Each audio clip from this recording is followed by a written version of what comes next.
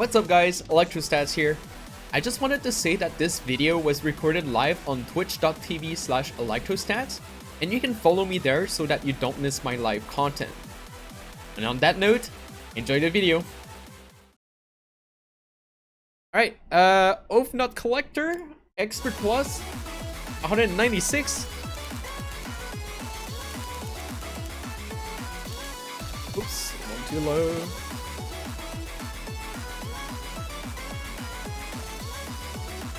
Are you baby Pluto?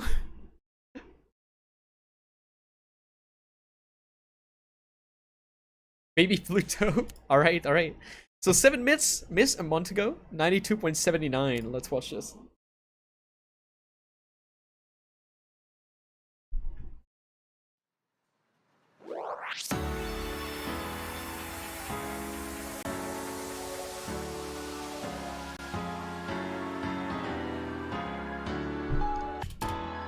Please no lag. I feel like that left hand is gonna start curving outward whenever it goes faster.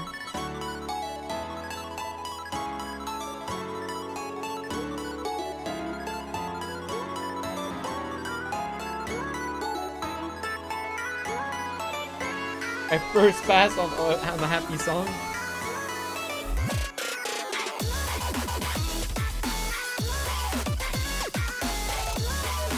I think these were actual misses. Yeah, there's a bit of an outward curve on the left. The right hand is not as bad. The right hand is actually pretty decent.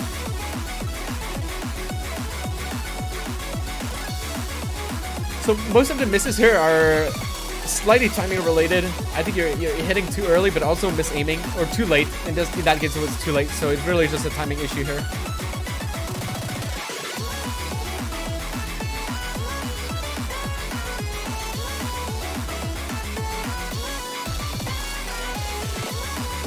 I also think that both of your hands' position is extremely far, so I think it's similar to what I explained earlier about like T-pausing a lot and kind of swinging with your arm, like rotating your arm like this instead. That is exactly what we're seeing here. So instead, you really want to just keep your arm a little closer to the center. You don't want to T-pause too much. You just want to keep it like a relaxed position. The comparison I like to give is imagine you're sitting on a chair with like your armrest. That's basically how you want your arms to be. Like in a natural position. So you don't want to be squeezed. You don't want to be too like T-pausing. You kind of just want to be like natural and swing up and down using that position. Right here, if we take a look at the bottom bottom left camera, we can see how far the position of your right hand is to the right lane. Like it's between the right and the middle row. And same on the left. That means your hands are like super far on the outside.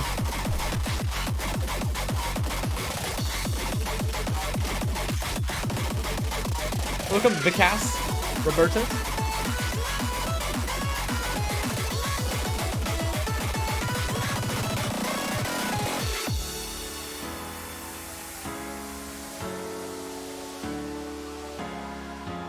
And there's also quite a bit of underswing on the left, so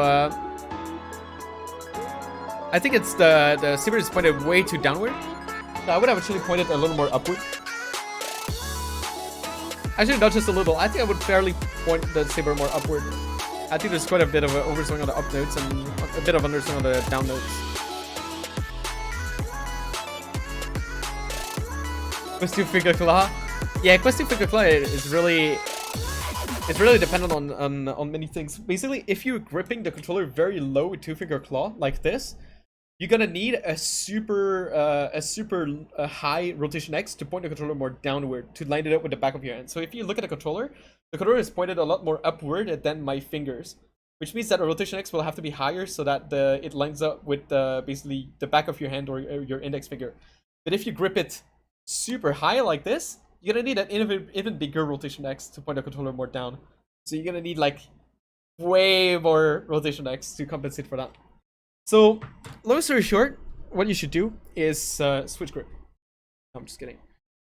Use whatever you want, but that's just something I noticed with 2-finger claw.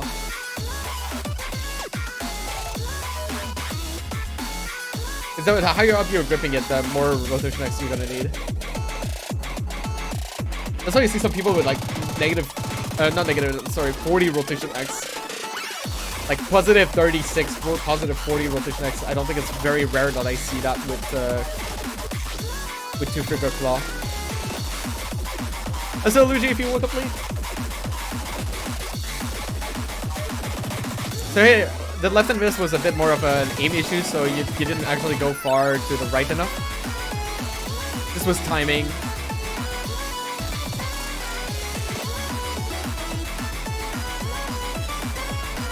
Alright, hold up. Okay.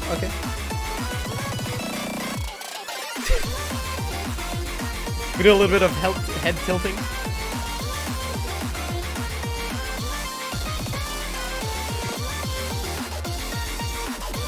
I can feel the pain.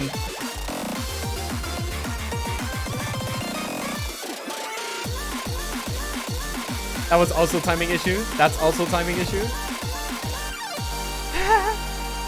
So most of your misses are actually timing related. Either you're hitting the note way too early or way too far. Way too early or way too late, sorry.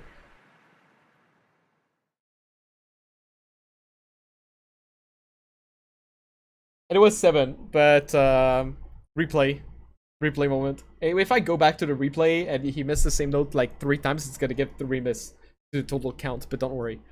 It's just me going back into replay and rewatching the stuff, so, and also replay glitch, but yeah, so I think what you should practice, HOFNutCollector, is you should actually work on your timing. If you want to work on your timing, what you can do is you can play maps that pattern-wise is very, very basic, but requires you to keep rhythm as much as possible. So an example of maps, I'm kind of a boomer, but like back in the days, what we did to practice rhythm was like play Freedom Dive, play Blues and it, like some very old maps, but you can probably find like newer maps that that has the same. I think Stereo Love by Duh Hello can be also a good timing practice map. Spisa. Stereo Love is a bit more recent. It's very, very basic. It's all middle lane, but it actually helps a lot with timing. And you don't necessarily want to play fast stuff either. So I would recommend playing, let's say, if you do Stereo Love, try to play it like slower. Because most of the time it's actually harder to keep rhythm on something that is slower than something that's faster. It's very, very hard to keep rhythm on slow stuff, to be honest. Because you want to swing faster. You run out of stamina on Stereo Love? I mean, it's totally fair. 200% slower? I mean, you can do like 60-70% I think on Stereo Love, and I think that would help. But I feel like playing Stereo Love at 50 or 60 or 70% it would be harder than playing it at full speed, to be completely honest. But anyway,